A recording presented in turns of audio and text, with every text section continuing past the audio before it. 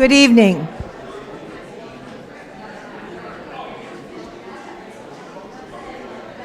Didn't work in grade school either. Good evening. I am Sister Carol Jean Vale. I'm the president of the college, and I have the privilege of welcoming you here this evening to the 10th anniversary lecture of the Institute for Forgiveness and Reconciliation. I want to congratulate Sister Kathy Nerney, the founding director of the Institute, for her selfless commitment and dedication. The time and care she has invested in people and programs have resulted in the Institute's stellar reputation and an outreach that attracts audiences from near and far. Through her careful planning and reflective choice of topics and speakers, Sister Kathy has provided us with a variety of interesting offerings that have touched more lives than we will ever know. On behalf of the entire Chestnut Hill College community, Kathy, I want to express our gratitude, and I want you to come up and receive a token of our appreciation.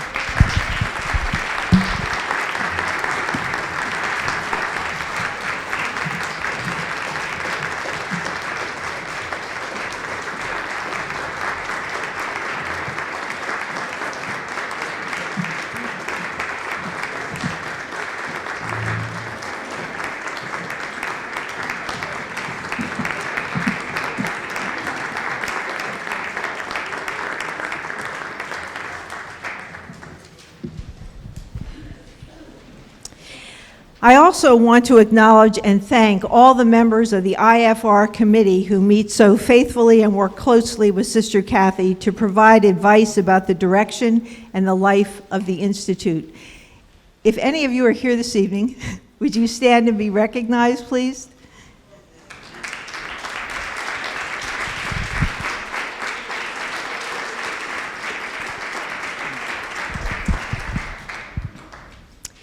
Ten years ago this month, almost to the day, it was March 25th, we had the Institute's inaugural lecture delivered by Father John Deere on the topic, "To change the world, we must change ourselves."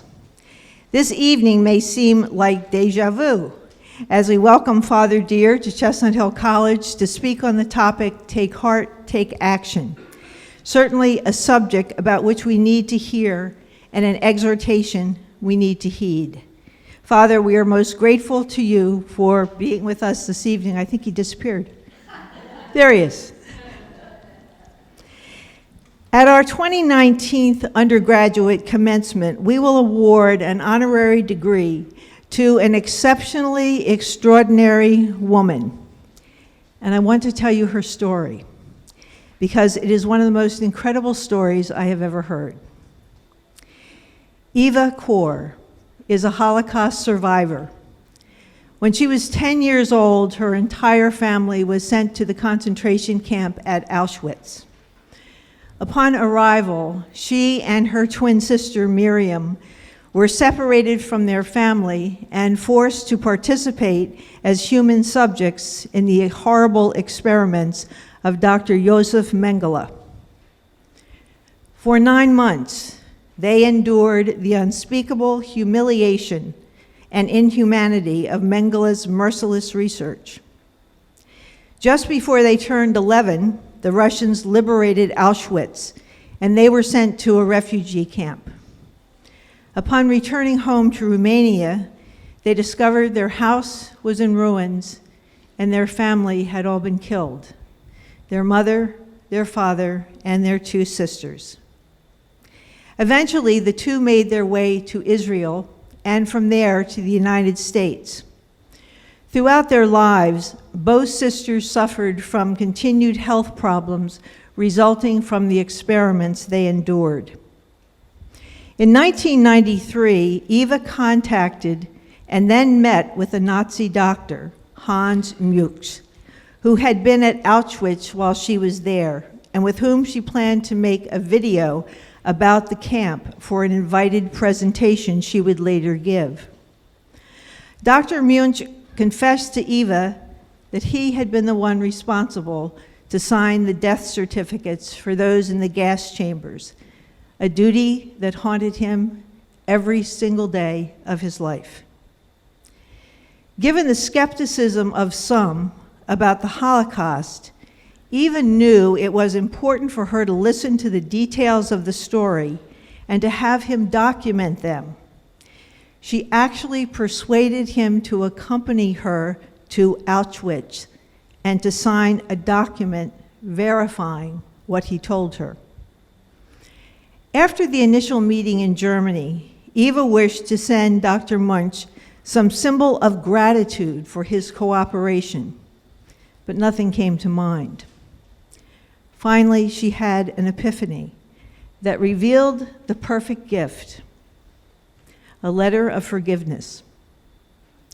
A friend who read the letter to correct it for grammar suggested she also forgive Mengele, which Eva felt was perhaps a step too far. Yet, after much soul-searching and venting her rage in the presence of an imaginary Mengele, she found it within herself to forgive. Quote, "Forgiveness is a seed of peace," end quote. She acknowledges that she was bitter for 50 years of her life. She said, "If I had discovered forgiveness sooner, I would have had that 50 years of my life. Forgive. See the miracle that can happen." Quote, "On 27 January 1995, at the 50th anniversary of the liberation of Auschwitz, I stood by the ruins of the gas chambers with my children, Dr. Alex Kohr and Raina Kohr, and with Dr. Munch and his children and his grandchild. Dr. Munch signed his document about the operation of the gas chambers, while I read my document of forgiveness and signed it. As I did that, I felt a burden of pain was lifted from me. I was no longer in the grip of hate. I was finally free."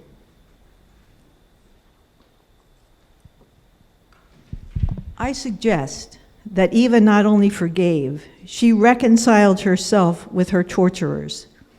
Her willingness to travel to Auschwitz with Dr. Munch, her determination to forgive him, and his willingness to witness publicly to the horrors of the concentration camps point to reconciliation between them and their respective pasts. Forgiveness frees the one who forgives.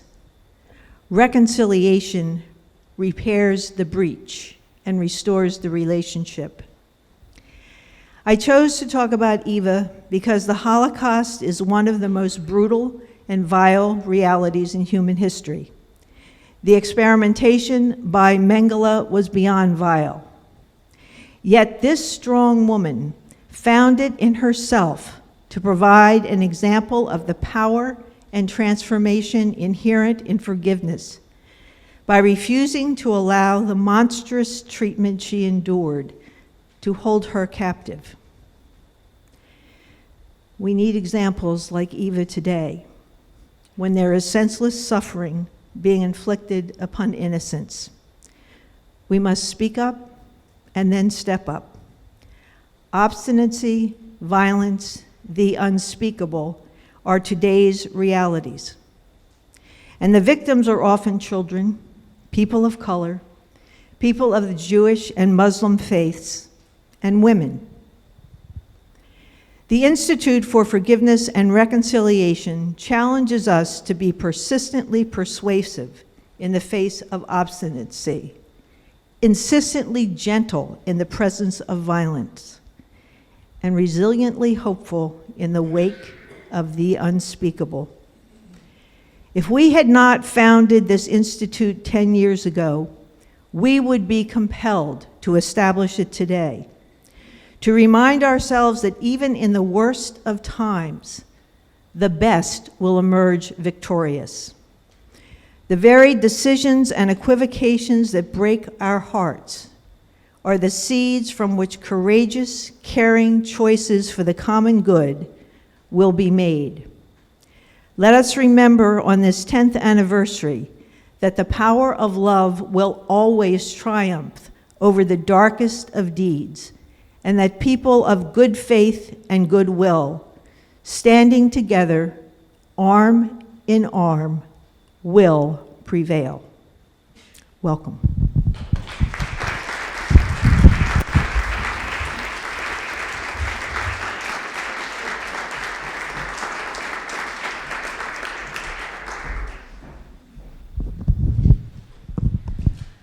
That was such a powerful testimony of what it is that the Institute for Forgiveness and Reconciliation really dares to speak to our world and to the individual lives that we have the opportunity to touch.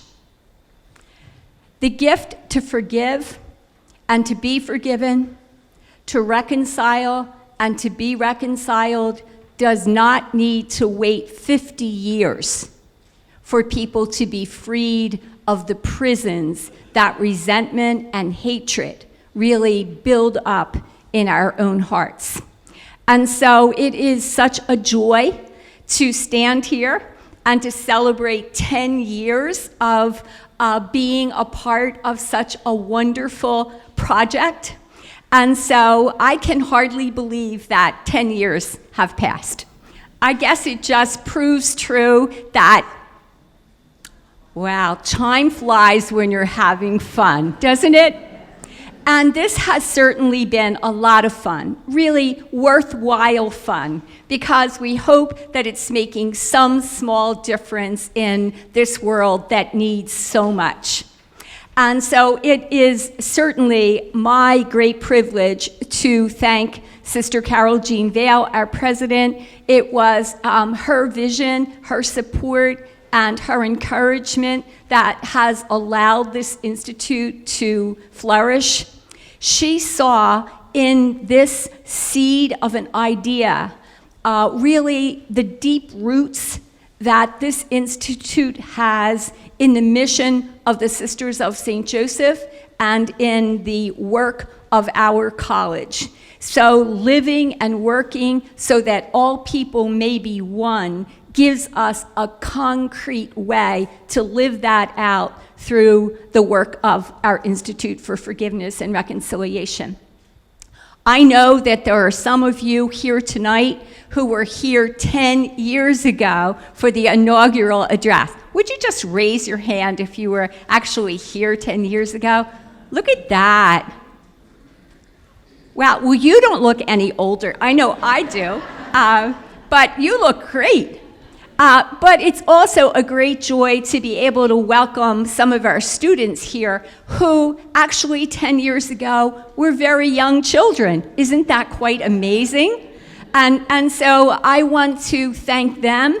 And I want to also say how proud I am of the commitment they've made to try to heal the wounds that they've inherited from past generations, and also to try to heal the wounds that they too suffer in their relationships with one another and in their families and networks of their community. So for all of them, I am so grateful. And Sister Carol also mentioned the support of the IFR Planning Circle, and I just want to reiterate, they've often heard it from me, but publicly I'd like to say that without their support and the community that we've built together, it is hard to keep hope alive when there are so many tragedies that we face. It seems the work of the Institute keeps widening in terms of the needs that we have to address. Isn't that true? So I want to thank all of you for your commitment, and hopefully we will recommit ourselves to that work that we've begun tonight. I'd now like to turn my attention to the speaker whom we've invited back to offer this 10th anniversary lecture. So Father John Deere is known to many of you for his work in peace, in social justice, and particularly in his commitment to nonviolence. So what John says quite clearly is that there is no other way to follow but nonviolence if we are to follow the nonviolent Jesus. So I am certain we will hear more about that message tonight. Over his years as a priest, as a peace activist, as a teacher, as a spiritual leader, John has also spent over 75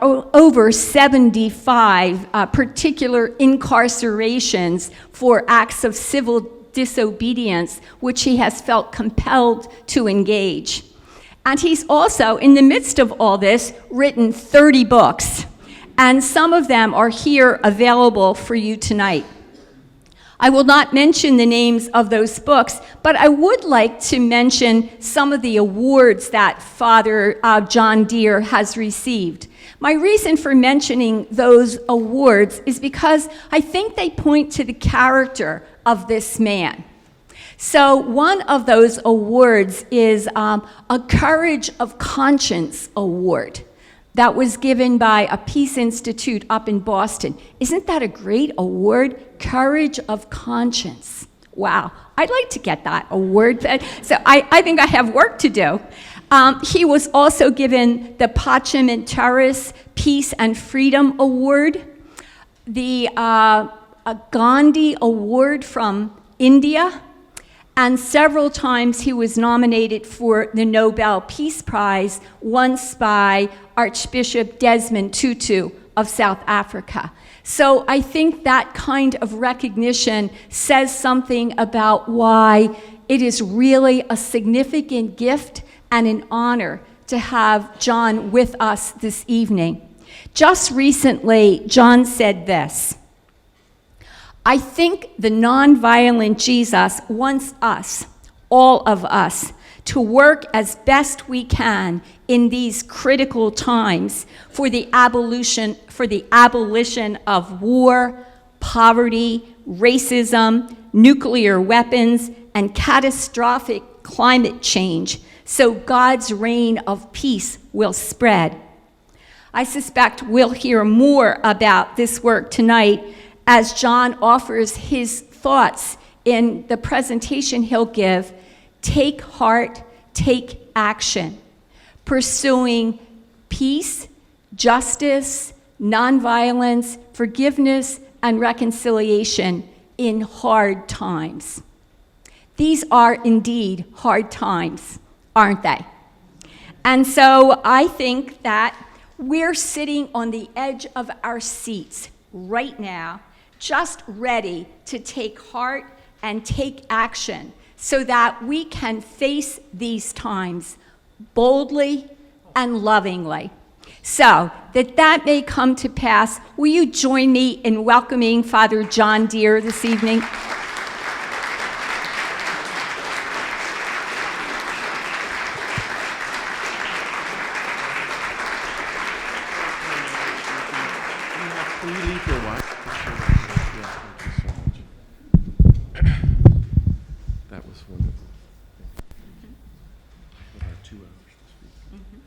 Oh, thank you so much, Kathy. Good evening, everyone. And thank you so much for welcoming me here. It's wonderful to be back here and nice to see friends. And I thank you all so much for all the great good you're doing for peace and justice in a bad time, as we said. And I just, such a big believer in this wonderful institute. I want to offer my congratulations, too, for the Institute of Forgiveness and Reconciliation. I know we thank them, but I think let's stand and offer our thanks to Sister Kathy and Sister Carol for the Institute of Forgiveness and Reconciliation.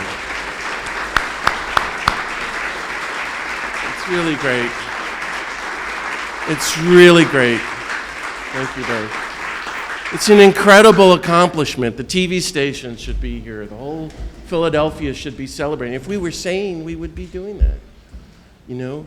And you'll forgive my cynicism, bless me for I have sinned, but you know, you can go to some colleges and how should I put this?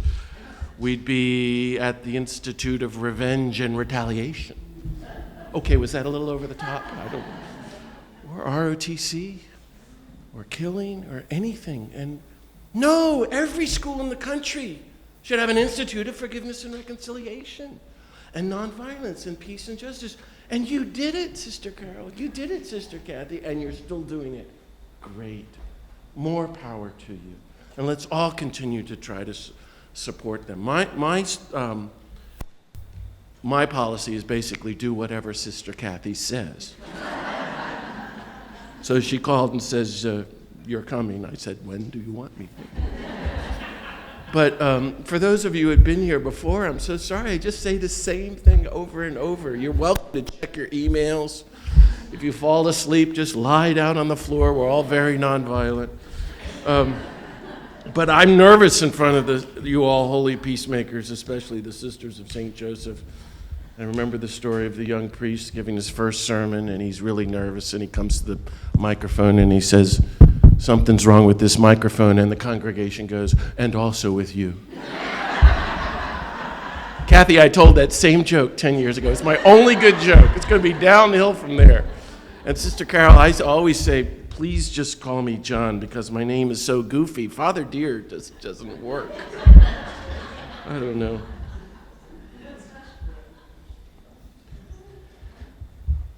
I was reading what you did 10 years ago, and you set 3 goals, so I thought I'd read them. This is really important what you've done. The goals of the Institute of Forgiveness and Reconciliation. 1, to create and foster a college-wide alternative culture where attitudes and dispositions to forgive and reconcile are stronger than the dominant culture of violence and retaliation. Isn't that beautiful? That's a mission to help here at Chestnut Hill. 2, to nurture and promote persons and communities whose commitment to forgive and reconcile is rooted in the personal awareness of their own need for forgiveness. So to form people, that's also the 3rd one here. To serve the wider community by offering the spiritual and intellectual formation needed. And then by promoting the change of heart and attitudes of mind necessary to help heal all the broken relationships in our personal lives, the social level, and the global level. How about those 3 goals, you all? Isn't that wonderful? Yeah, I think this is great. And I thank you for setting such high visions and challenge. And my invitation tonight is, I encourage you to, on this your 10th anniversary, is to reflect on them, especially as the world gets worse by the minute. To invite us to reflect on these 3 goals, to redouble our efforts to make them come true, to get them into the mainstream. What you've said about forgiveness and reconciliation should be the norm in Philadelphia and Pennsylvania, New Jersey. And this should be the normal topic of conversation. So that together we can help form each other to become people of peace and nonviolence and forgiveness and reconciliation. As the normal thing at Chestnut Hill, as the normal thing for the city of brotherly love, dare I say the country and the world. So I really thank you for doing that and encourage you to carry on. And wow, do we need this institute now. And I might as well just come right out as sisters saying, I mean, let's just, how do you describe what we're going through? This time of, well, blatant fascism, just unadulterated racism, divisions and hatred being stirred up, corporate greed, extreme poverty, nuclear weapons, environmental destruction, destroying the species of so many creatures. I like Harry Potter. I just say, he who must not be named. So I'm not going to name him. But the thing about he who must not be named, unfortunately, is that he's a symbol of the system that is killing us, that we're supporting. Do you see? This is what Dorothy Day said, the dirty, filthy, rotten system. He's a symbol of all that. We're all participating in this, what do you call it? A culture of violence, racism, war, destruction. We're in permanent warfare now, as you know, in Afghanistan, Iraq, where Syria, Palestine, Libya, Pakistan, with threatening nuclear war blatantly, maintaining 10,000 nuclear weapons. Do you know the Democrats and the Republicans together no division whatsoever, 100% voted $1 trillion to upgrade our national nuclear weapons arsenal. And nobody talked about it. Nobody's still talking about it. They were completely united. We have 750 military bases in over 150 nations. But we could talk all night, and we are talking about this total racism, police brutality, mass incarceration, executions, it's the culture of total sexism, massive tax breaks for corporations who have more rights than we do, supporting guns while doing nothing about the gun massacres, turning away our beloved sisters and brothers at the border like that, torturing them and so forth, building walls and prisons and not schools and hospitals, letting the poor get poorer and sicker while the 1% of the 1% of the 1%, 50 people have over half the money on the planet. Any kindergartner knows how unjust this is. And permanent war on Mother Earth. I'm sorry to be so grim, but I'm laying out what the Institute is addressing on our behalf and what we're all called to address. As you know so well, 6 million species will be extinct within 20 years. Catastrophic climate change, the new normal. The fossil fuel industry digging up all that oil and coal, filling the atmosphere with carbon. The Earth's temperature is rising because the polar ice caps are melting, so the ocean levels are rising, and the storms are getting worse. Hottest years on record. Massive hurricanes, tornadoes, floods, tsunamis, droughts, fires, totally the new normal. And in 100 years, though, that's what the scientists are talking about this for, in 100 years from now, what will happen? Well, one thing is every city on every coast on the planet will be flooded, so everyone will have to leave. So we have 60 million migrants on the planet right now. There will be at least 600 million by the end of the century. All those cities, everybody has to leave, which means everyone's going to be fighting over land and water. Which means I've been studying this for my recent book on climate change, at least 100 new wars. And I think the authorities darn well know this, and they're going for it, So 50 years ago, our leader, Martin Luther King, the night before the government killed him, said in Memphis, the choice is no longer violence or nonviolence. That's not what we're talking about. It's nonviolence or non-existence, Martin said. Unless the whole human race becomes nonviolent, Dr. King said, his last words, we're doomed to our own self-destruction. And I think that's what we're seeing every day. I think about him every single day. If he were here, he'd say the whole darn culture of racism, war, poverty, greed, nuclear weapons, environmental destruction has got to go. Everything has to change. We got to start all over again. For one thing, can't take any of those fossil fuels out of the ground anymore. Only go with alternative energy, wind and solar. End all the wars, abolish all the weapons, take those trillions of dollars which are spent basically for death and destruction into some kind of new global Marshall Plan, a Green New Deal that we're being heard about, to transform the planet, heal the planet, set up the structures to help to begin the process for global forgiveness and reconciliation. And the only way that's going to happen, the impossible dream, as history has proven, we know this now. How does change happen? Bottom up, people power, grassroots movements of nonviolence, period. From Jesus to Dr. King, the abolitionists to the suffragists, the civil rights movement, the anti-Vietnam War movement, and all the movements now. So I think what we're going through right now is so incredible. We have a choice, a crossroads that a lot of people are waking up to, and what you're trying to talk about here at Chestnut Hill, which is you can give up. There's nothing you can do. It's too horrible. There's nothing you can do. You can't make a difference. And if you tried once, well, that's nice, but now things are too bad, so just do nothing and give in to despair. Or we can rise to the occasion and become the people Martin Luther King wanted us to be. And all the saints, all the heroes like Sister Kathy are calling us to be. To be the people who are going to help lead humanity back from the brink of what he called non-existence into something we've never known, a new culture of peace, justice, and nonviolence. And that's what I want to do tonight. I've been drinking way too much coffee, so it's going to be rough for everybody. You're looking at me like this guy should not be allowed to drink coffee. To be our best selves, like Martin Luther King wanted. And the good thing that's so amazing to me is he insisted to the day he died that this was doable. And it's still doable. Bill McKibben, my friend, says the problem is the lack of political will. That we all have to help each other build up support to try to achieve the previously unimaginable and unachievable. The culture of war says there's nothing you can do because you're powerless. And we go, they got a point.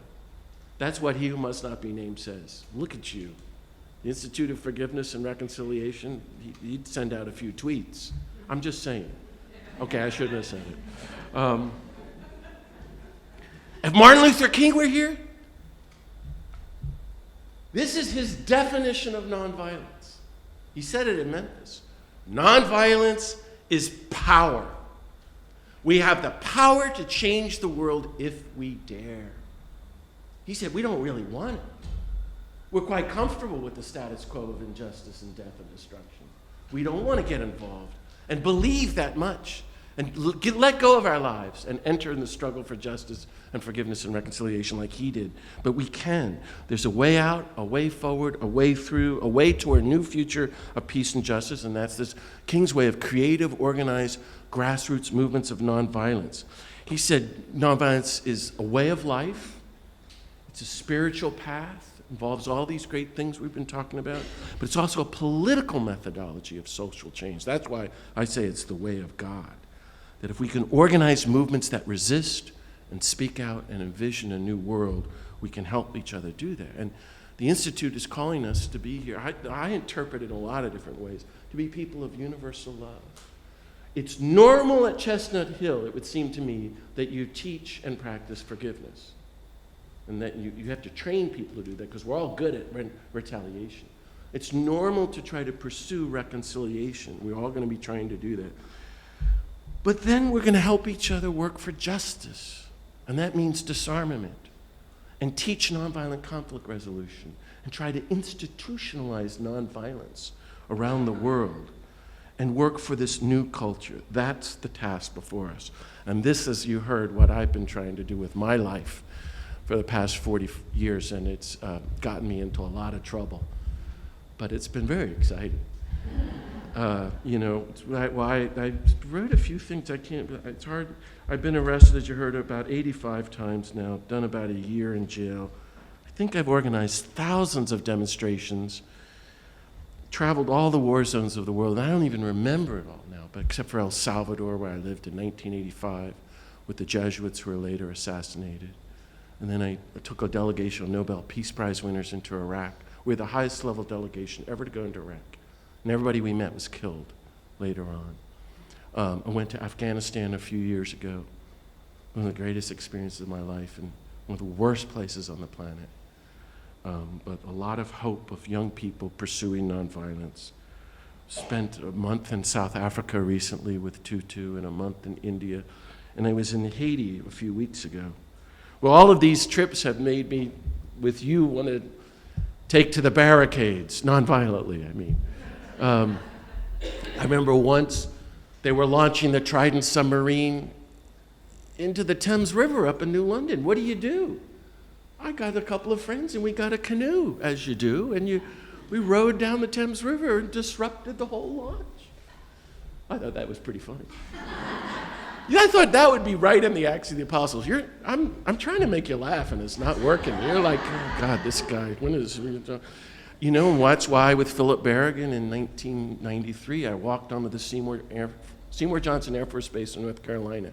We have the F-15E, nuclear-capable fighter bombers, like the size of the whole campus here. At least it seemed that night. And we just walk up to one of the planes and took out a hammer and hammered on the side of it, as you do. Perfectly normal Christian behavior. As I said to the judge later, Your Honor, I'm just doing what it says in the Bible. People are going to come along and beat swords into plowshares. Is there a problem here? Yeah, he didn't like that. He didn't laugh at that either. Every year for the last 20 years, I've been going up to Los Alamos, the birthplace of the bomb in New Mexico. We have hundreds of people.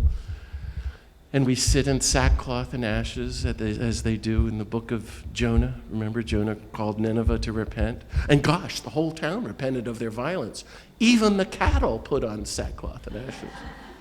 I've been thinking of bringing some cows. I better not tell you that. But it's so crazy. You think, well, these people are crazy. Gandhi said you need a symbol. How do you dress a building where they plan the end of the planet? Los Alamos nuclear labs. Every one of our thousands of bombs have come out of this one building, the poorest state in the country. But everybody in the state knows what we're doing. And because we get so much publicity, and everybody's so mad at us. Maybe I could just tell you what I'm working on now. Four projects, and I hope you got my brochure. The group I work with is Campaign Nonviolence. So about 7 years ago, when Obama was still president, we're trying to get the movement moving, because King said you got to have a movement. We're going, okay, well, what do we do? So he said, I said, I know. Let's call upon the country to take to the streets against everything. Well, okay, this is how they organize in Europe. In Germany, they have a National Week of Peace and Justice. They started in 1970. They're about to have 100,000 events. Every person in the country does some event. It's totally normal now, and it's having a huge change in the direction of the country for the good.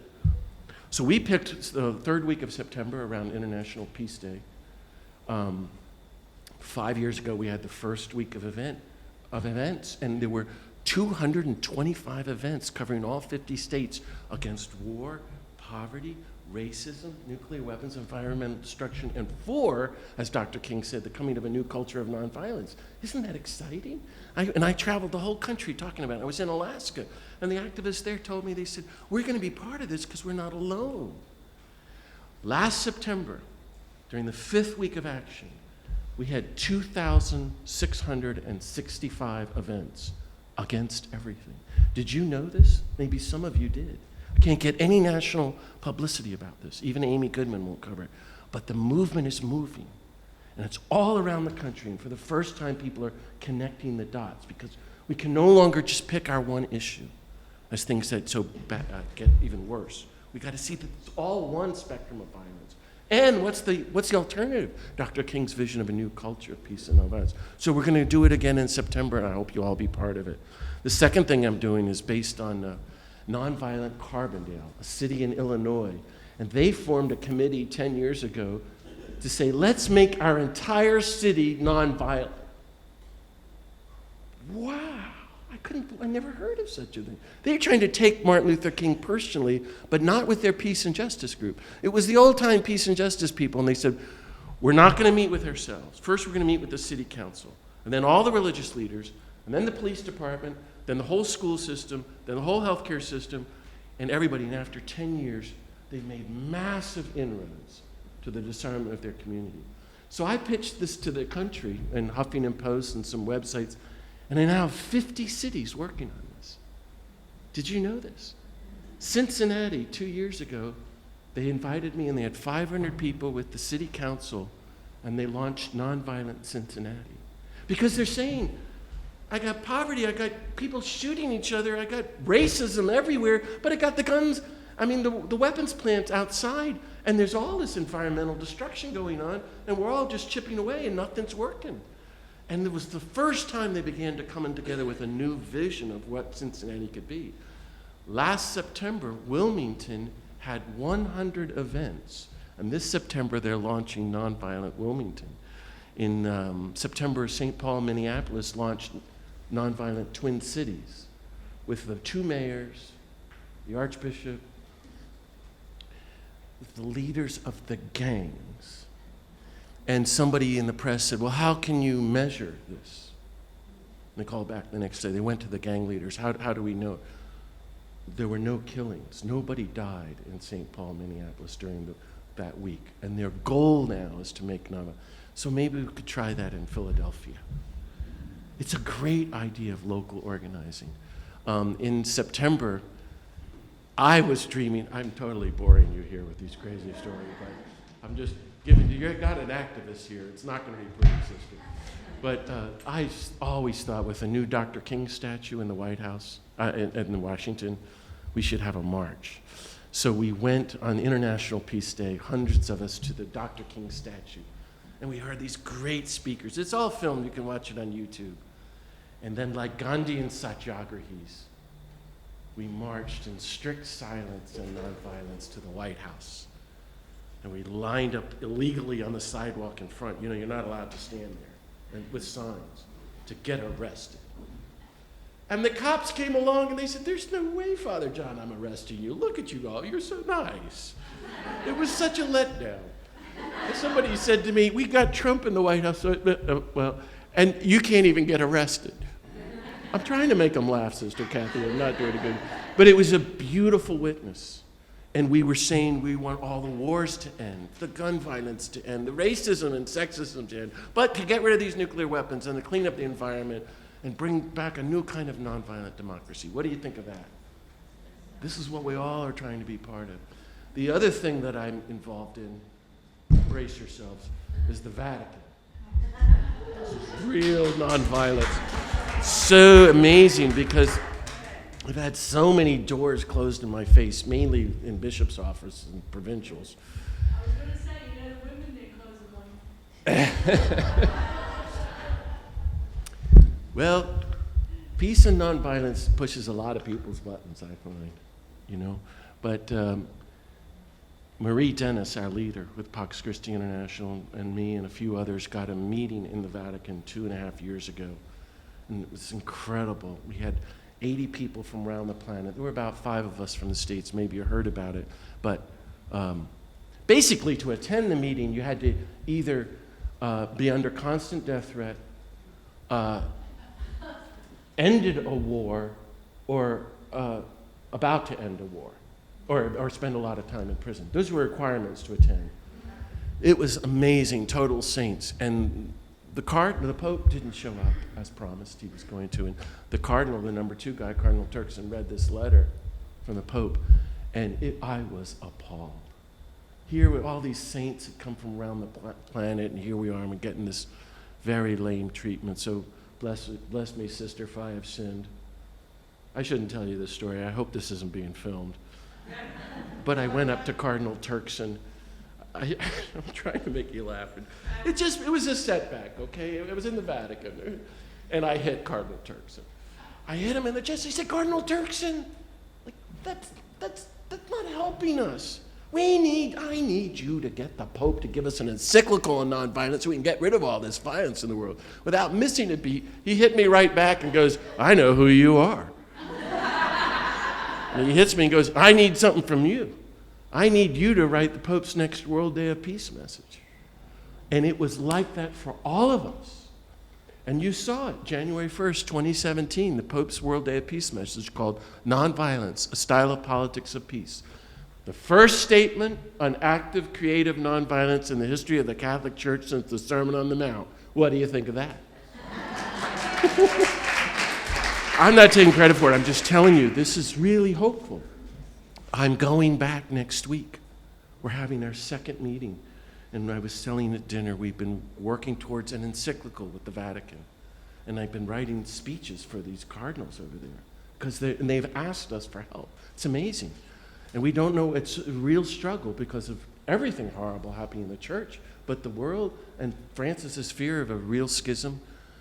But that we're working with them and they're opening. So pray with us that we get a breakthrough. Well, all of this is to say, I'm trying to share with you what I've been working on in terms of nonviolence. And maybe I could share a little bit about nonviolence, forgiveness, reconciliation, what I've learned from Jesus, and then I have 8 points that I want to offer for your consideration.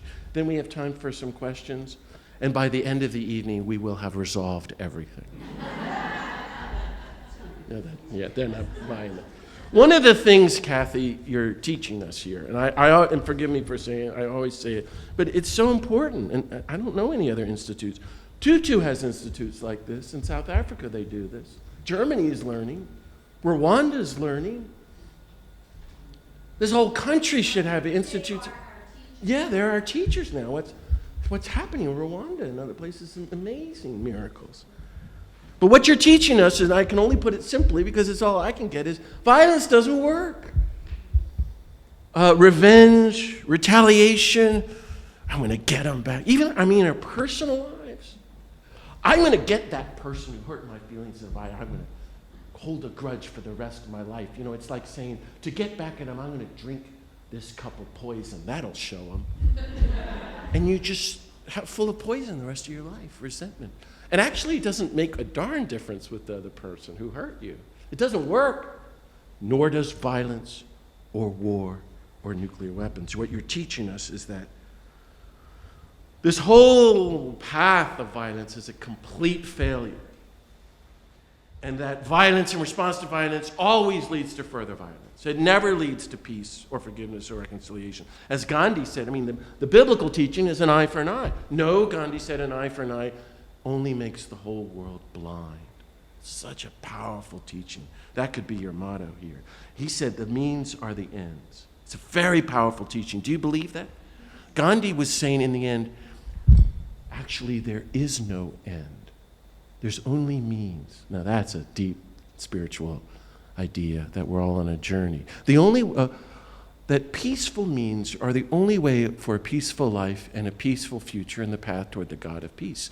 But my problem, as I said last time with Gandhi and Dr. King, is they don't use the words peace, forgiveness, or reconciliation. Hardly ever. They use this clumsy Hindu word, nonviolence, and that's why I use it, because I figured they knew what they were doing. And it's a very difficult word, I grant you.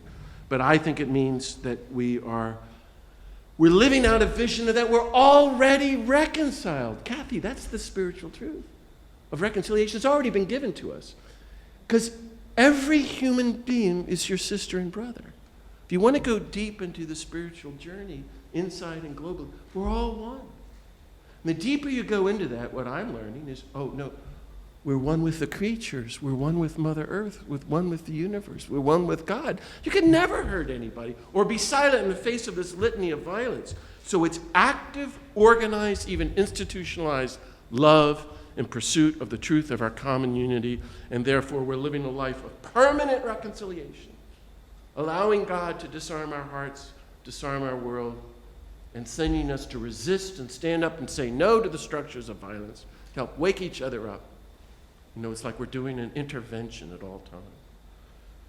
Practicing from this day to the day we die, this just gets me going thinking about it. Unconditional, non-retaliatory, sacrificial, universal love. Isn't that great? You're going, wow, this guy, he should not be on sweets or ice cream or coffee ever again, but gets me riled up. But there's just this one catch. There is no cause for which you and I, ever again, no matter what anyone tells us, are willing to take a single human life. That's what we're standing up against, whether it's our personal struggles with retaliation and forgiveness to the whole global world. The days of killing are over. That's what we're saying. We do not kill people. We do not kill people who kill people to show that you shouldn't kill people. We are working to end all the killings, and we're willing to give our lives to end all the killings and to promote forgiveness and reconciliation for the whole human race. And to get, therefore, at the roots of killing, the roots of war, which you see in stories like Rwanda, but everywhere in the world now. Which means why we have to educate every human being in the methodology and pathway of Gandhian Kingian nonviolence, and teach nonviolent conflict resolution, and institutionalize nonviolence, which is what I think you've done here at the Institute. You're making it normal to teach it, and to work toward a new culture. We have Pope Francis. If you read his materials, he's regularly now talking about a culture of nonviolence. And to me, this is beautiful and helpful, and just what the church needs. Now, if you're still bearing with me, if I could. That's what Jesus said 2,000 years ago. This is nothing new. And I don't know if you study it like this, Kathy, but I wrote a book on the Sermon on the Mount, which is Jesus' greatest hits of nonviolence. It's like his basic campaign platform speech. I'm trying to impress him, and it's not working. No. And So, he has the Beatitudes and he has the 6 antitheses. You have heard it said, but I say to you. He does that 6 times, and it leads up to the love your enemies is the commandment. The first one is the mission statement of the Institute. And we talk about everything but what Jesus talks about in the Sermon on the Mount. The first of the 6 antitheses, which means it's not the important one, is you have heard it said, thou shalt not kill. I say, don't even get angry. And we're like, excuse me? What did he say? What? If you're not angry, something's wrong with you. No, it's a neutral emotion. Jesus is trying to get at the roots of violence within you. You know anger is about because you're wounded. You've been hurt. And so you're going to lash out. It's the beginning of violence. No, but if you read the next sentence, okay, thou shalt not kill, do not get angry. Therefore, when you go to pray, when you go to the altar, you're going to go to God, and you're going to bring your gift to God, okay? And this is Jesus. You can look it up, Matthew 5. He says, and then you remember, just as you get to the altar, that somebody's upset at you because you hurt somebody. Wait, no, why are we talking about the people we've hurt? They hurt me. Jesus changing the whole darn thing if you're still with me. You're going to the altar, you remember somebody is upset at you. Whatever you do, don't go near the altar. It's shocking language. Do not pray. His first words about prayer are, do not go near the altar. No, I didn't make this up. And the commandment in the Greek, which Merton loved, katagalite, it means go first and be reconciled. You go and you make up to the person you've hurt. Then you go to the altar and bring your gift. Gandhi read that every single day. And he's not even a Christian. I thought that was pretty funny. I didn't make that teaching up, and yet it's the beginning of the sermon. Then it leads to the 5th antithesis. You have heard it said, an eye for an eye and a tooth for a tooth, but I say to you, in the Greek, no antistene. Offer no violent resistance to one who does evil. I gave a speech on this at the Vatican. I'm going to probably do it next weekend too. Pray for me. No. Tolstoy spent the last 25 years of his life on that one verse. Did you know that? It's so shocking. He changed his whole life. He was trying to get the whole Russian church to convert to they called it passive resistance or non-resistance to evil, non-violent resistance to evil. And he completely failed. And just before he died, he gets this letter from this goofy guy in South Africa saying, I'm going to try to do what you did. Mohandas Gandhi. And the assistant, we know this because it was written in the diary, Tolstoy turned to his assistant and said, this is the most important person on the planet. It's the only person. And Gandhi got it all from Tolstoy. And so then Gandhi read this verse every morning and every evening for the last 45 years of his life. He read from the Sermon on the Mount. Do you do that?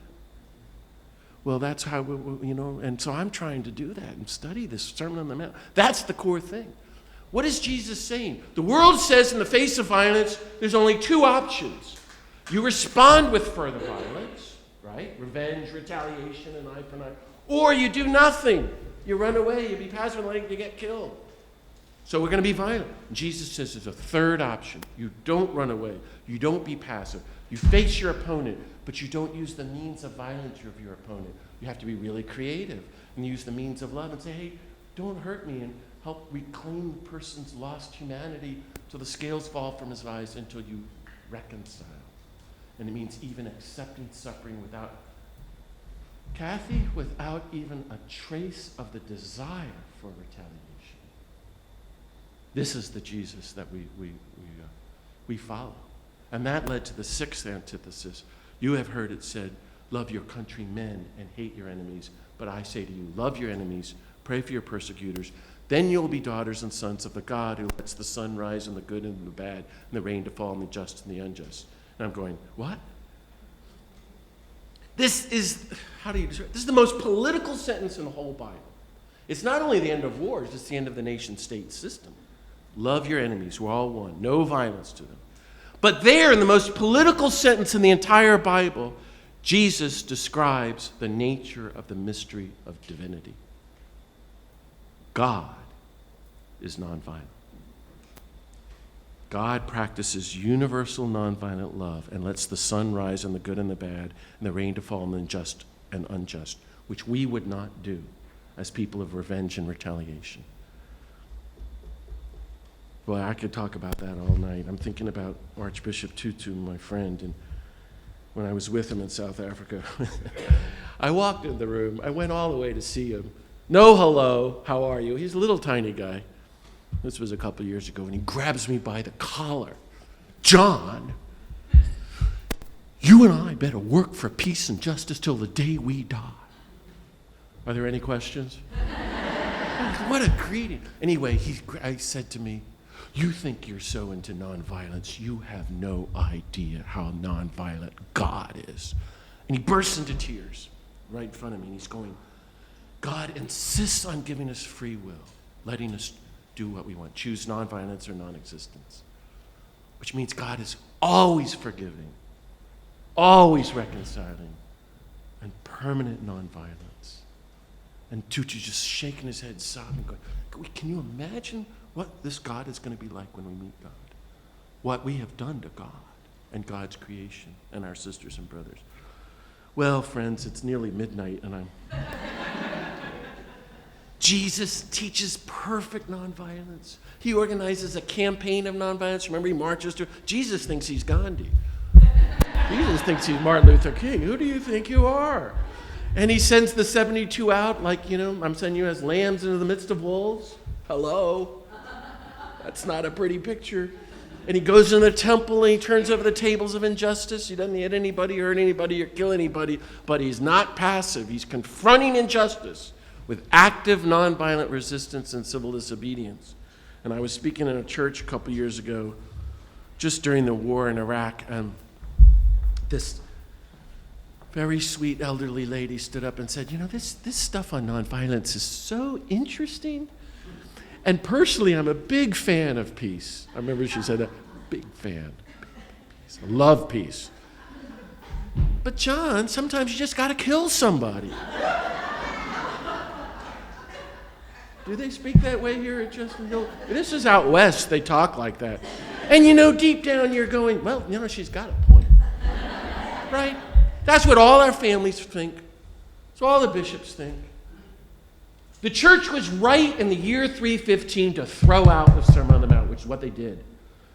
Constantine, the emperor, announces he's now a Christian, and therefore all you Christians, Christianity is an illegal religion, and they practice meticulous nonviolence. That's why they're all getting their heads chopped off, because you're not allowed to be a soldier the first 300 years. He said, okay, now all you Christians can join the Roman army. And everybody went, oh, thank God, we can now be Romans. We get to kill. And he, in effect, threw out the Sermon on the Mount, turned to the pagan Cicero, and they began to come up with reasons for justified violence, holy violence, which became the just war theory.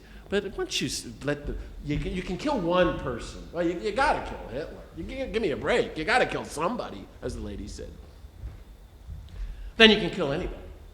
And we can kill everybody. We can kill everybody. So there you have holy crusades. Let's go kill millions of those horrible heathens for Jesus. Or the churchmen burning women at the stake. Or the church or white people holding non-white people as slaves. And on. Building nuclear weapons in Los Alamos. It's all Catholics. But they did this to us at Pearl Harbor, somebody said to me there. Talk about forgiveness and reconciliation. So if that's what you think, go what happens next in the story. And I invite you, especially for those of you who are Catholic. He's in the upper room. He takes the bread and says, my body broken for you. He takes the cup and says, my blood shed for you. What would he have done if he were a good American? I'm serious. He should have said, go shed their blood for me. Go break their bodies for me. Think about that. That's the methodology of violence and revenge and retaliation. I'm the most important person in history. Break their bodies, shed. No, my body broken for you. My blood shed for you. Do this. Every time you participate in the Eucharist, you're entering in the new covenant and methodology of nonviolence. So be careful. Think about it. Isn't that exciting? And he's in the Garden of Gethsemane. Here they come to arrest him. And what happens? St. Peter's going, we got to protect our guy. They're going to kill him. And Peter's thinking in his mind, if there's ever a reason for justified violence, if there's ever a moment in history for a just war, this is it. I got to kill to protect the Holy One. And just as he goes to kill with the sword, the commandment comes down, put down the sword. Those are the last words the church heard from Jesus, the last words of Jesus before he was killed. It's the first time they understood how serious this guy is about nonviolence. So they all ran away. He's arrested and tortured, and he dies on the cross saying, you're all forgiven, but the violence stops here. I don't know if I said this last time, but I think about it all the time. If it were me, I don't know if you think this way, but this is years of Jesuit training. If I were the savior of the world, I thought you'd laugh at that, but... and I came down and explained everything to you, taught you the Sermon on the Mount, healed everybody, because there's no violence in me. You just touch me and you feel better. And you betrayed me, denied me, abandoned me, arrested me, tortured me, executed me, and I go back to heaven. God says, I need you to go back down there. I go, I'm not going back down to those horrible people. This is about resentment. I get resentment over the smallest things. Talk about forgiveness and reconciliation. Jesus comes back and makes breakfast for these people, which I think is really over the top with the nonviolence Jesus. I mean, if you think about it, there's infinite forgiveness, reconciliation, peace be with you. Now you go walk the road of peace, nonviolence, forgiveness, and reconciliation. And that's what it means to be a person of resurrection. Resurrection means having nothing to do with death or revenge or retaliation. Those days are over. We're practicing for resurrection. What you are doing, Kathy, is training your students to be resurrection people of peace and nonviolence. That's a nice way to look at it. And it helps me a lot when I get down on the world. Well, here's my 8 little points. And I know it's about 10:30, but you're very nonviolent so far. How do we practice peace, nonviolence, forgiveness, reconciliation in such a hard time? Here's a few things that I've been working on and thinking about. Number 1, we have to be really nonviolent to ourselves. Now, especially for you students, you young people, I invite you to really hear that and think about it. We are experts at violence. We're all victims of violence, but some more than others. But we all know about violence. We got that down pat. And what have we done? We've internalized it in varying degrees. So we know how to beat ourselves up and say, I'm no good, I'm nothing, I'm horrible. Well, if we don't want the world to be doing that, we don't want to do it on ourselves. And I invite you to teach this and to talk about it, especially you teachers here at the school as you train your young people. Formation was the word I read there. To non-cooperate with our own inner violence. I like that phrase. Not to beat ourselves up, but to try to make peace with ourselves. To cultivate interior nonviolence. Just, instead of getting mad at ourselves or putting ourselves down, look deeply within. That's my friend and teacher, known for 35 years as Buddhist leader, Thich Nhat Hanh. He has the great phrase, look deeply within. I like that. There's no judgment there. We're not being harsh to ourselves. If you find yourself beating yourself up, that's not nonviolence. And it's no fun. It doesn't even make you happier. But you can be happier if you're nonviolent to yourself and mindful and centered. To think of ourselves, as all of us, as wounded. So we have a choice. Are we going to be wounded wounders or wounded healers? What you're trying to do is to teach people, as Henry Nouwen said, to be wounded healers and to have mercy on yourself. We don't want to do more harm than good. To be kind to ourselves, to be friendly to ourselves, and cultivate inner peace. Secondly, that means, I'm just learning what this means. I'm just sharing my thoughts with you. Contemplatives of nonviolence, mystics of nonviolence. that none of this is possible without meditation. Now, all the saints say that. And we can say it in different ways. But taking quality time with our higher power or with the God of peace, however you name it, and spending time letting the God of peace disarm our hearts, which means just let go, give to God all your violence, your anger, your rage, your hurt, your wounds, your resentments, the people you'd like to kill, or just at least a little harm, just a little.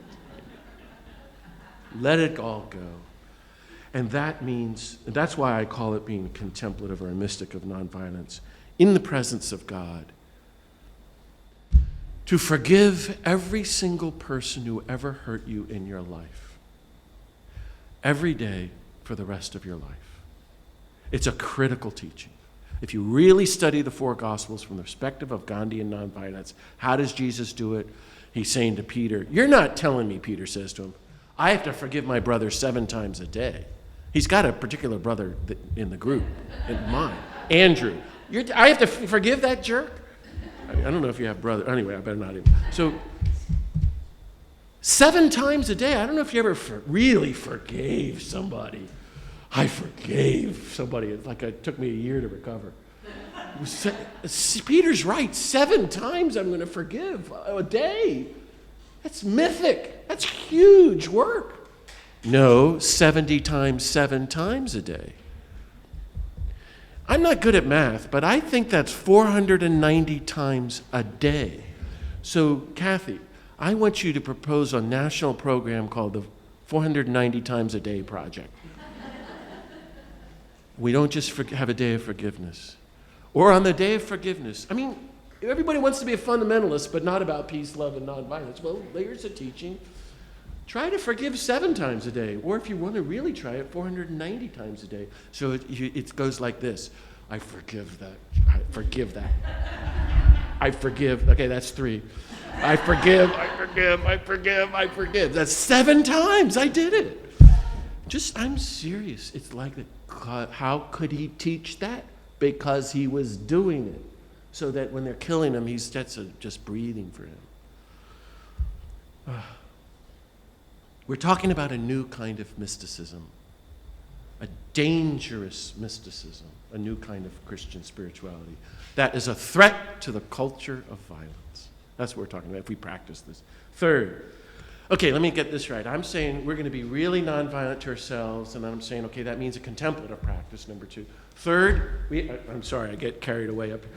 We have to be nonviolent toward every human being on the planet and all the creatures and Mother Earth. How's that going for you? That's the invitation. Meticulous, personal, and interpersonal nonviolence.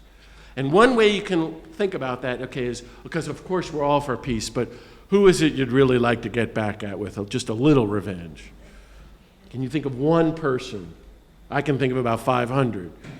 And that's so strange is that person that pushes all your buttons, the difficult person in your life, is your teacher of nonviolence. Because that person's exposing the violence in you. And you get to work with that person. Figure out, to practice nonviolence. Forgive. Reconcile. Because if you can't work with that person, how are we going to work on Los Alamos or the White House? You see what I mean? These are teachings, a path. And that's what you and I and what this institute is trying to teach. That we can learn the methodology of interpersonal nonviolent conflict resolution. And figure out how are we going to be nonviolent to the creatures? And how do we be nonviolent to the earth after all this destruction leading to catastrophic climate change? That's why I wrote my new book on nonviolence and climate change called They Will Inherit the Earth, because I'm trying to figure that out too. Fourth, everybody has to be part of the global grassroots, bottom-up people power movement of nonviolence. And so many of you are, and I thank you. But if you're not, if you're a young person, as the world gets worse, pick a cause and get involved.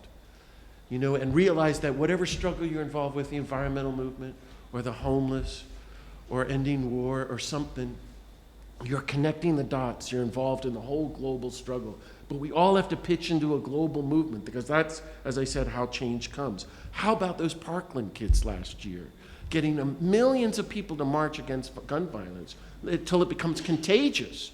They were given $10 million.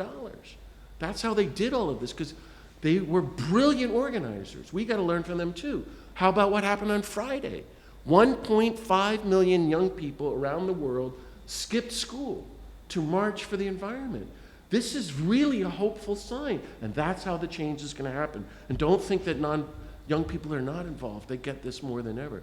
But we have to learn from them to keep till the day we die, as Tutu said to me, keep speaking out, keep taking action, being an activist, and not being afraid to take new risks. I like what Romero said. Nobody can do everything, but everybody can do something. Fifth, this is what you're doing here too, to be students and teachers of nonviolence. Nobody ever taught me these things. I had to teach myself, and so much has happened in the last 40 years, but in an institute like that, we have to teach people, how does forgiveness work? How do you practice nonviolence? How do you work for justice and disarmament in such a world? How do I reconcile with my family, much less with crossing all the borders and boundaries of race and gender and every kind of division that we've created? We have to be students of these teachings and be teachers of these teachings. And we have to make Chestnut Hill a training camp of nonviolence, where we really come here and you're ready to go into the world. Formation, that was the word I read. That's very powerful. 6, I don't know what you think about this. I think the Institute, because I read it in your goals, your third goal, is calling us, you better buckle your seatbelts. It's going to be rough. To practice the politics of peace and nonviolence, the politics of forgiveness and reconciliation. That's what they're working on in South Africa, even though things are so bad there. Because they've been through such hell, but they had also these brilliant visionary leaders. I was in Soweto in the church where Tutu held the Truth and Reconciliation Commission. Incredible work they were doing. We would meet the person who tortured and killed your relatives and to forgive. And can we take forgiveness to a new social level? Think of all the Truth and Reconciliation Committees we need in the United States, the indigenous people, what white people did to African Americans through slavery, what men did to women, or just go through every sector, and all the wars, and Hiroshima and Nagasaki, and Vietnam, and Central America, and Iraq, and on and on. How do we help take forgiveness, peace, justice, nonviolence, reconciliation to national, global level, as the point called it, to socialize it and institutionalize it? One of the things that I've worked so hard on in my life is the death penalty. And for many years, I would call Mother Teresa on the telephone, then call a governor who's going to execute somebody the next day and say, well, will you talk to Mother Teresa? Which would freak the governor out. If he says no, I got him. If he says yes, I got him, because he's got to talk to her. And, the first time we did this, I called her on the phone. She talked to the governor of California. He's about to execute somebody. It was 1990. Mother, what did you say? I told him to do what Jesus would do. And I said, is that it? You told him to do what Jesus... Yes, John, I told him to do what Jesus would do. I said, did you tell him not to kill him? No, I told him to do what Jesus would do.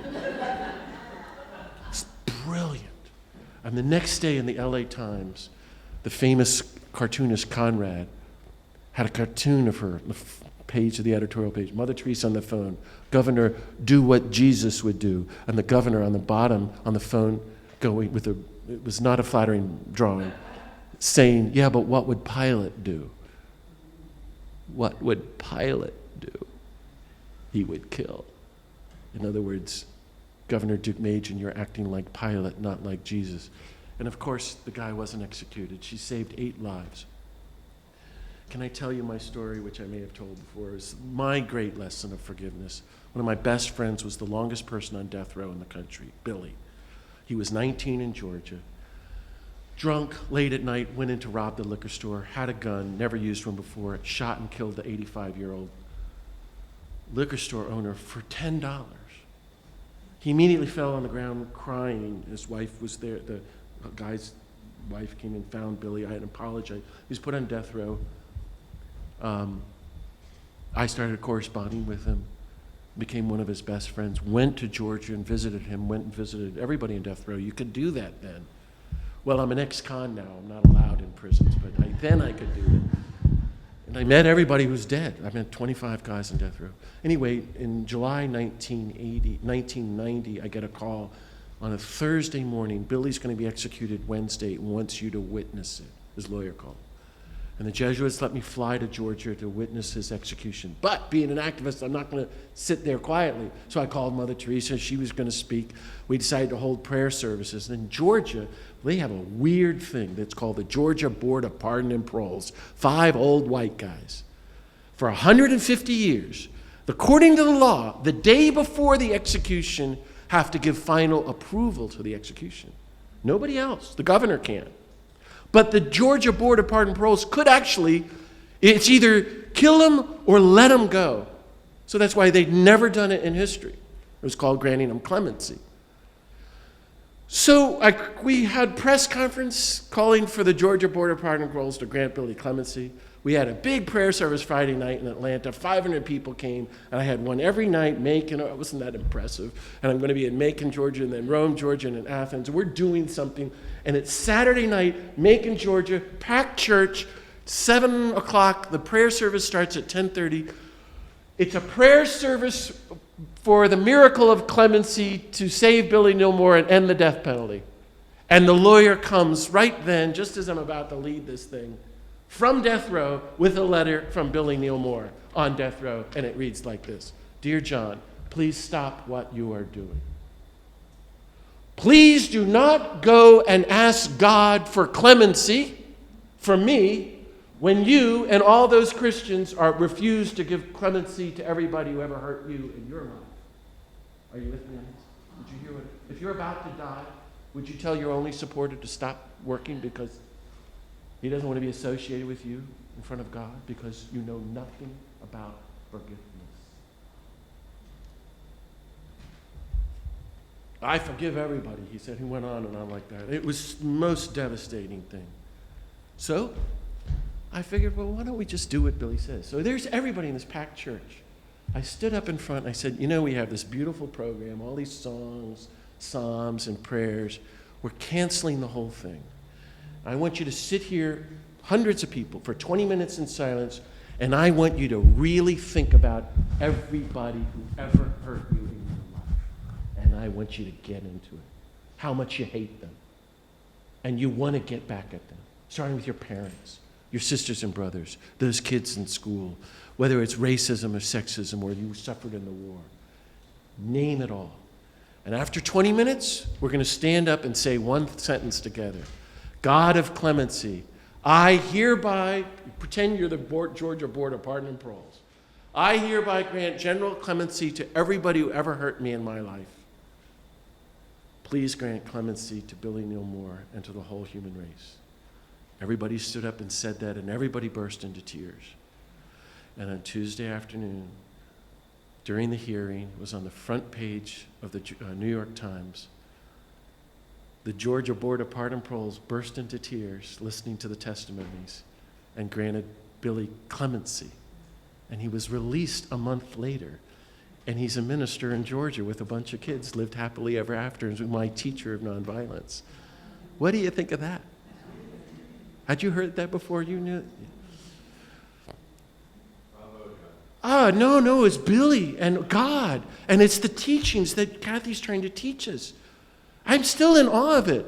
Because if we do this, we can go to God and ask for these big things. But why should we go to God, according to my teacher, when you're not willing to be nonviolent or forgive everybody? I could tell you more about this, and I'd be happy. I remember, 5 years ago, Billy called me on the phone going, guess where I was? I'm going, where? I was in Rome, and I spoke in the stadium to 50,000 people. He knew I'm a little competitive. And, I was in jail, facing 20 years in prison, and Billy was released, writing me letters.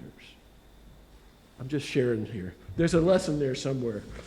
Well, maybe I'll just end with one more point, and then we can take a comment or two.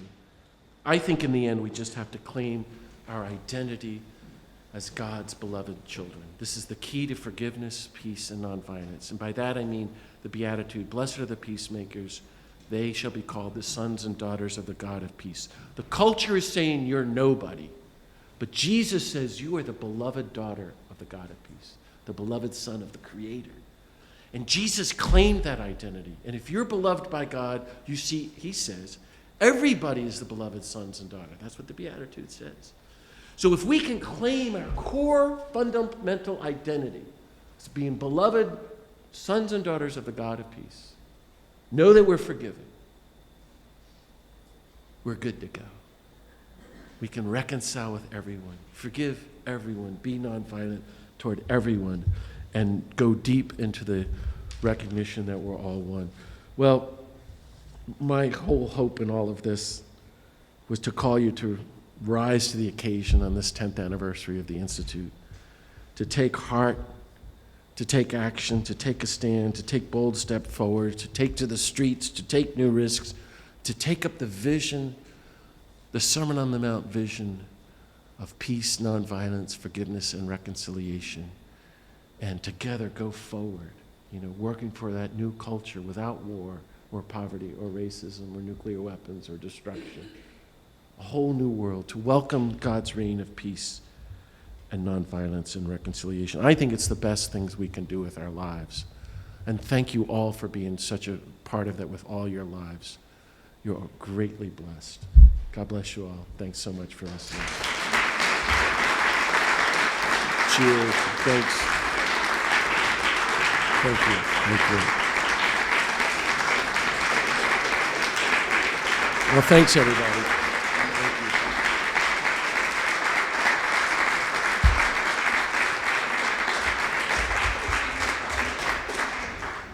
you. I'm sorry I get so carried away.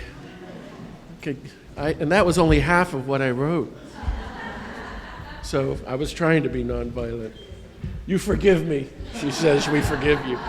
We have a little time for questions or comments or rebuttal, and if you're, feel free to get up and stretch if you have to, but maybe a comment or a reflection if you'd like to offer something on anything that I've shared or your thoughts on all this. Who might like to start us off? Yeah, right there. Real loud so everyone can hear you. Tell us your name. My name is Kit McGovern, and I would like to know how you would suggest that we apply your suggestions of peace and reconciliation in the church today in this current situation of sexual abuse. I find that I have a lot of bitterness towards not only the perpetrators, but toward the hierarchy who have cooperated. Yeah, thank you so much. That's the question. Well, just looking at from a practical, let's say you care about the kids. You decide to stay in the church. Does anger and bitterness make a difference? I think, no, I'm quite serious here, that Jesus knows what he's talking about. And it's in the Sermon on the Mount, because if you look at him as an activist who knows better than Gandhi how to change the world, he's saying anger doesn't work, and there's another emotion he recommends you avoid, fear. Fear doesn't work either. But he recommends two emotions which none of us use, grief and joy. It's the second beatitude, blessed are those who mourn. You should practice grief as your daily practice now. Grieving for the kids who are hurt, grieving for the church, grieving for the earth, grieving for the creatures, the indigenous people, grieving for, from the plane crash to the flood in Mozambique to the kids in Afghanistan and Iraq. I've known so many people in my own life, hundreds who have been killed, actually. People assassinated, I know. Grieve them. Grief has to be a practice. So, you can sit back and stew and really cuss and be angry, and I think that's part of the problem. And I think Catholics are really good about that. You'll forgive me, we were talking about this at dinner. Now, I've said all this before publicly, a call to action to thousands of people. That's not the way change happens. We have been giving a path to change, but it means active, nonviolent engagement. You engage your opponent, in this case, the bishops in the United States, or the institutional church. That's why I'm asking you to pray for me next week. It's freaking. I mean, the culture in Rome it's just crazy. One way I look at it is, it's the only country in the world that doesn't allow children. Think about that. Now, why I got in a lot of trouble, right? The Vatican is a country without children. And really, women are not allowed in it either, except for as cooks, by and large. No, it's very strange. This is the pathology that we're facing. That has to change. Everybody's waking up to it. All the revelations, the court, everything, these are good. This has to happen. Everything has to change, and the way things are that have nothing out of the gospel have to die. That all has to go, and something new is to be born. And what is that? A church of nonviolence. What is our role? Well, if you decide to stay, or you decide, to be really blunt, and I'm telling myself, it's to follow the nonviolent Jesus, we have to take heart and take action. What is the methodology of nonviolence? What would it say? Well, how do you apply the Sermon on the Mount? Well, we have to help each other reject every form of violence and teach nonviolence to our church leaders and do an intervention until they learn. And that's what I've been trying to do. I said a call to action. Cesar Chavez, who was my friend, said to me, the greatest weapon in the arsenal of nonviolence is the boycott, that we should have a boycott of the Catholic Church. I'm not talking about leaving. I'm not talking about stewing and being angry and then doing nothing. I'm talking about organizing. The way change happens is through organizing, so that we organize to stop giving money to the bishops. But we keep going to Mass, we just don't give them any money. Now, as a pastor, I was a pastor of many churches. I didn't know this. You have to give a percentage of your money to the bishop. Well, I had 5 parishes and thousands of parishioners in remote New Mexico. The heating bill in one church was $2,000, and I had about $1,000 in the bank for the entire year. I paid the heating bill. There was no money. But the bishop has one private account, he told me, of $5 million. But I had to give him part of my money. And that means the people were giving they don't know that part of your money you put in the collection goes to the bishops. And I think we have to organize this. Now, what we're going to talk about, if the meeting doesn't go well in Rome, no, seriously, we're going to organize a global letter writing campaign to the Vatican, because the far right did that in the 1970s. It was a group called CUF, Catholics United for the Faith. They invented this. You do not change the bishops of the United States overnight. We woke up in when? 2003, you tell me when. And they were like, where did it come from? It just seemed all of a sudden everything was different. You know what I'm talking about. There was a moment there.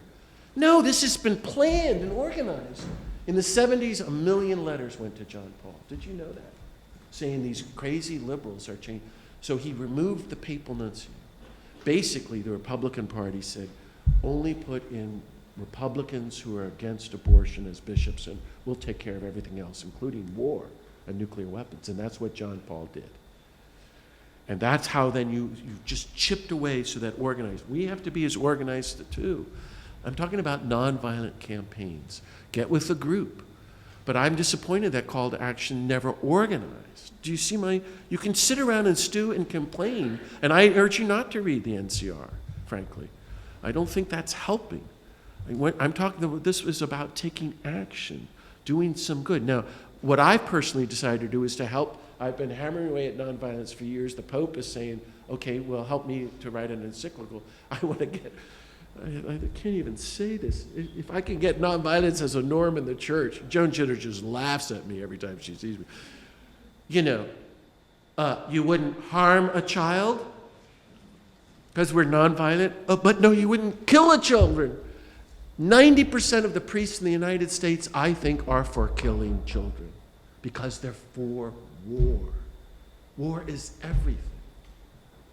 If we take Jesus seriously about nonviolence, that's why I say there's no cause, however noble, which ever can support the taking of a single human life. And I got in a lot of trouble for this because I was saying in 2002, very publicly,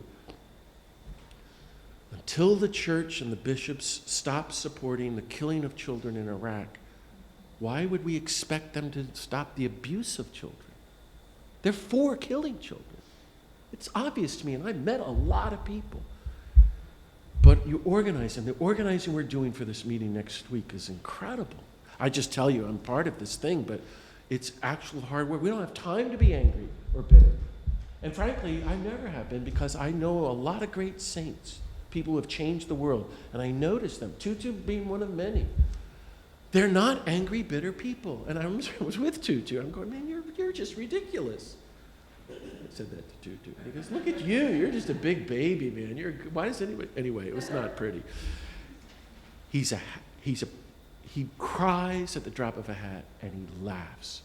He's a beatitude person of grief and joy, and he's changing the world. This is a serious thing that's not been taught in the movement in the U.S. If you're just sitting around being angry, that's not living gospel nonviolence. Channel that into positive action for the good.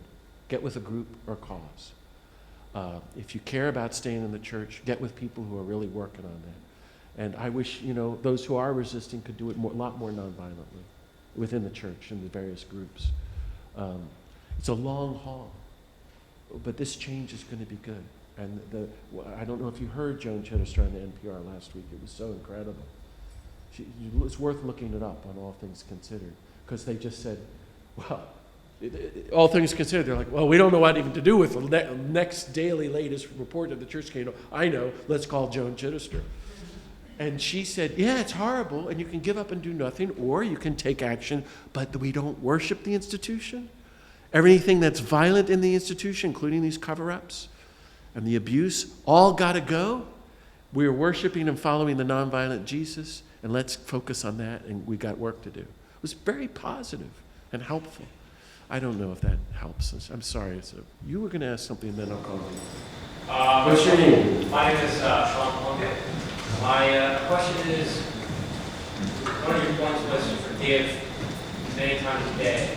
And my question is to forgive even 7 times a day. Yeah. Does it not lose its meaning? Almost how a mother or father would say, you can't say sorry for something over and over again.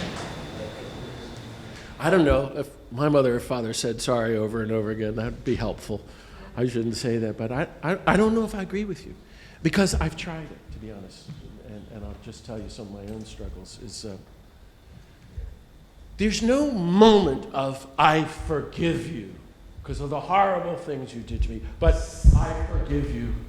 And I'll wake up and I'm like, okay, I forgive that I forgive that total jerk. I forgive him. Okay, and the next day I forgive him. And you're saying, well, that's not going to get anywhere. But from my experimenting with this, in my personal life, in my heart, and if you're going to be a public person speaking out against war and injustice, especially at a place like Los Alamos, gosh, people hate you. And church people especially. And you get death threats. And you have to really work through this stuff. That's why I keep harping at this stuff, because I'm trying to figure it out. I have found, oddly enough, that it works. I'm not talking about a moment. I'm talking about a process of forgiveness.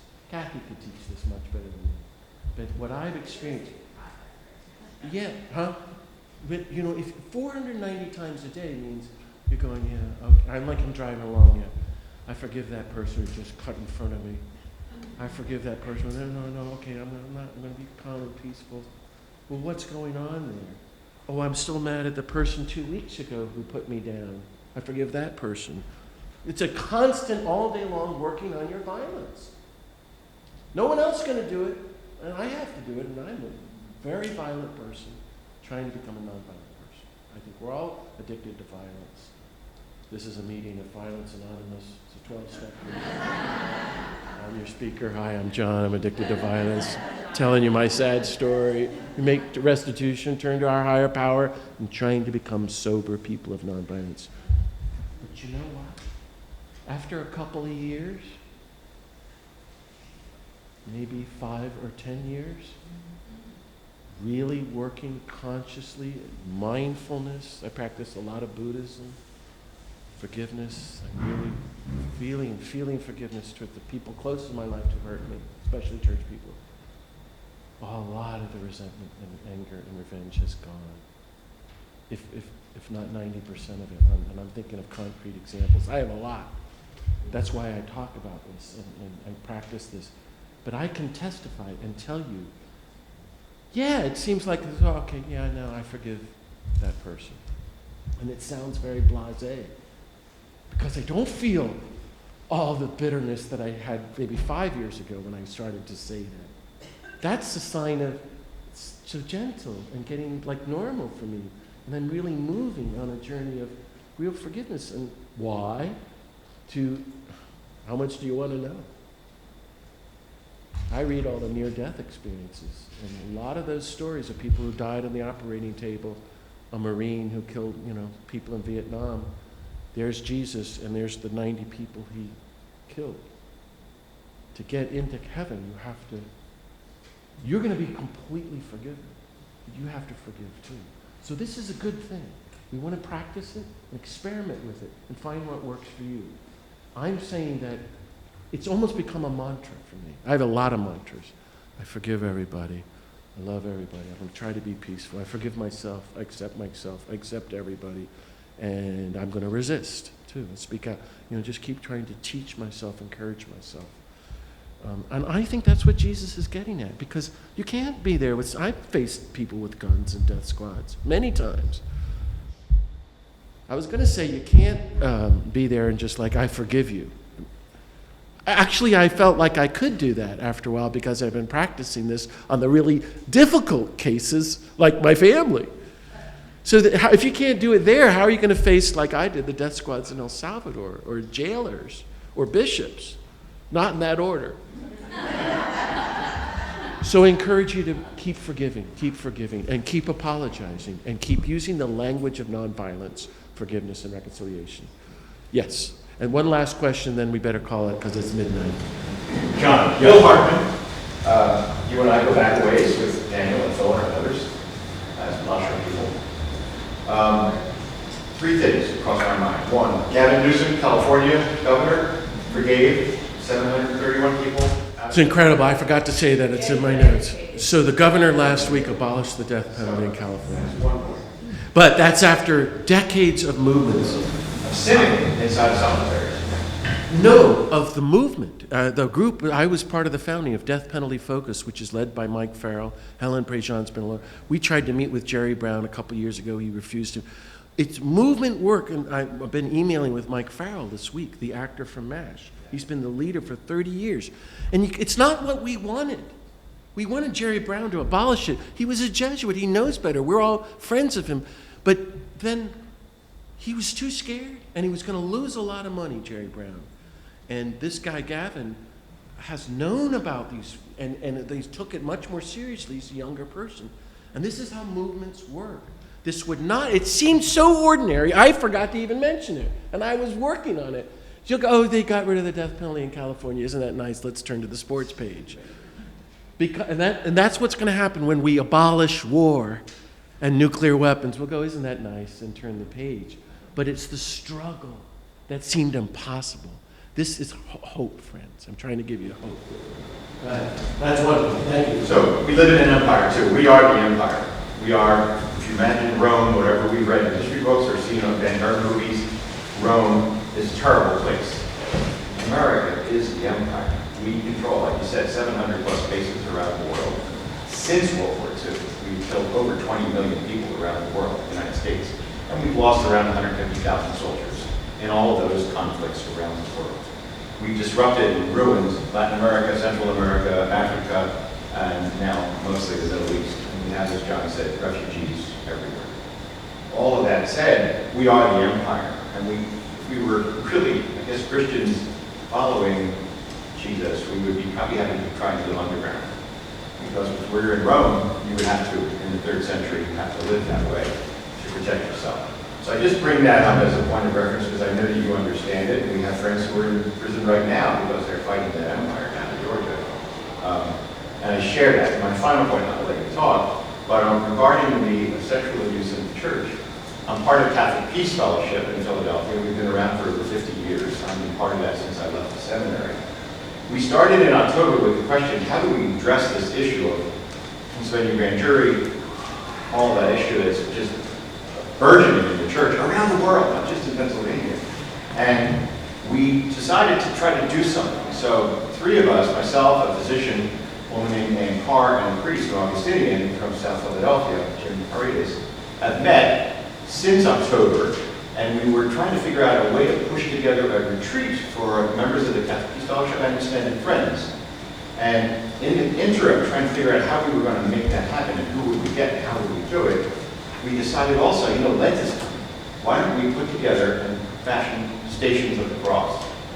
So we started Stations of the Cross on the 8th of March, last Friday, a week ago, 10 days ago. And we'll have them through the rest of the Fridays of Lent at St. Rita's Shrine in South Philadelphia. Father Jim, who's an Augustinian, he's the prior there at the shrine, and also lives at St. Augustine's.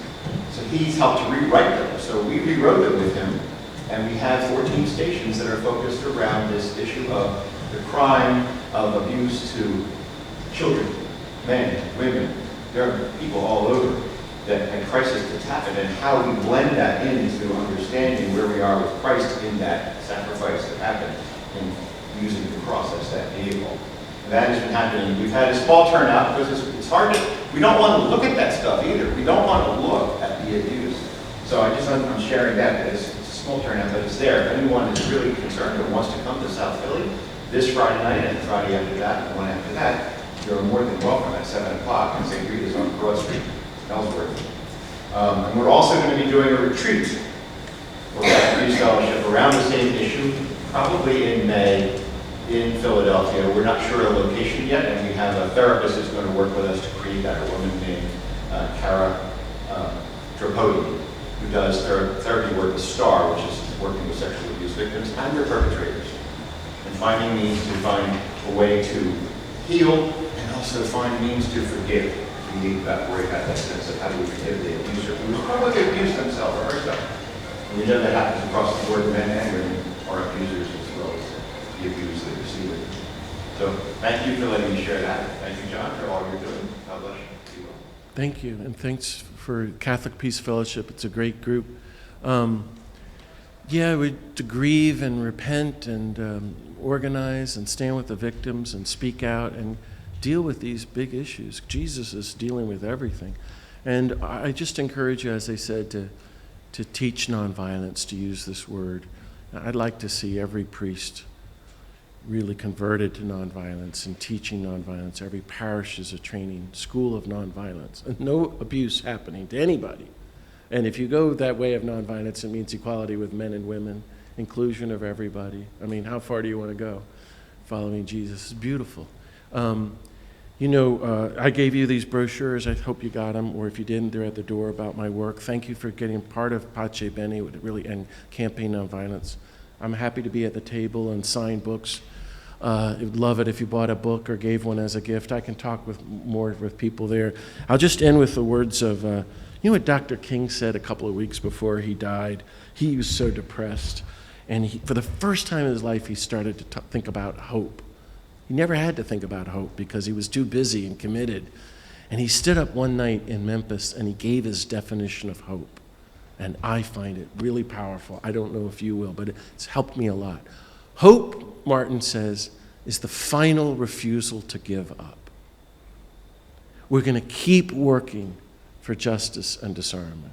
We're going to keep forgiving, keep practicing and teaching nonviolence, keep working for a new world of peace, even though it seems hopeless, and it seems that we'll not live to see any victories, even though we just had one last week, the abolition of the death penalty in California. Helen Prejean that says the death penalty will be gone in just a few years, be completely gone. It's going to happen. That's movement work. So I hope you won't give up, but you'll take heart and take action. And thank you so much for welcoming me here tonight. And congratulations, Kathy. All the best.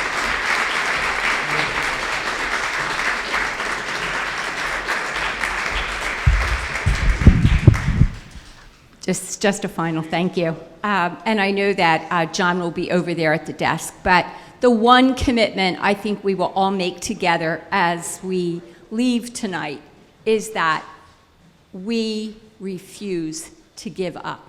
There is so much work to be done, and together we will do it. And to this we say, with God's help, amen. Thank you.